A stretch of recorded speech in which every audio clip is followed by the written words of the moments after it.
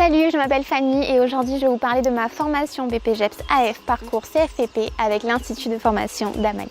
Le parcours CFPP, c'est le parcours que j'ai choisi de suivre pour obtenir le BPJEPS AF. Et si j'ai choisi cette formation, c'est parce qu'aujourd'hui c'est la seule en France qui propose de devenir éducateur sportif à distance. Voici comment se déroule ma formation. Tout d'abord, il y a l'aspect théorique avec des cours sous forme de vidéos sur une plateforme en ligne avec des intervenants reconnus comme Aurélien Broussal. J'ai aussi des évaluations sous forme de QCM, mais aussi des mémoires de planification d'entraînement et des vidéos de démonstration technique et d'initiation à réaliser.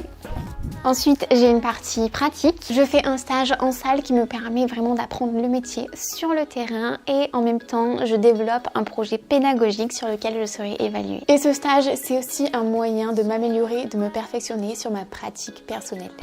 Et pour finir, il y a une semaine de séminaire en présentiel sur Pau pour parfaire sa technique, sa pédagogie. Mais plutôt que de vous en parler, voici quelques images. Première journée de stage, c'est parti, je vais être en retard, il faut que je me dépêche.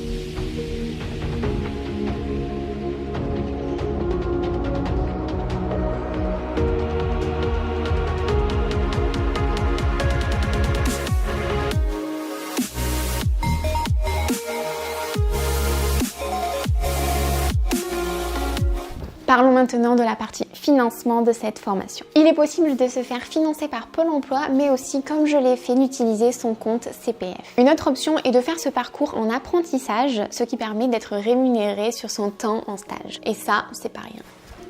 Actuellement, j'en suis à peu près un peu plus de la moitié de la formation et à l'issue de celle-ci, j'aurai donc le BPJEPS AF, mais pas que, puisque j'obtiendrai aussi 2 certifications supplémentaires en musculation fonctionnelle et en haltérophilie, ce qui en fait un parcours très complet et très diplômant.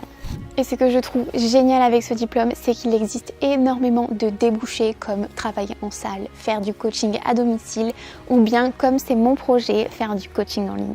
Si j'ai choisi cette formation, c'est qu'à la base, je suis infirmière. J'ai entamé une reconversion sur les réseaux sociaux, mais je voulais vraiment devenir coach sportif pour pouvoir prendre soin des autres un peu différemment. Et pour ça, ce parcours en distanciel m'a vraiment permis de faire ma formation tout en continuant à développer mon entreprise. Mais c'est d'ailleurs aussi compatible en étant étudiant ou salarié comme c'est le cas pour certains élèves de ma promo. J'espère vous avoir donné envie de découvrir cette formation et je vous souhaite de faire de votre passion votre métier.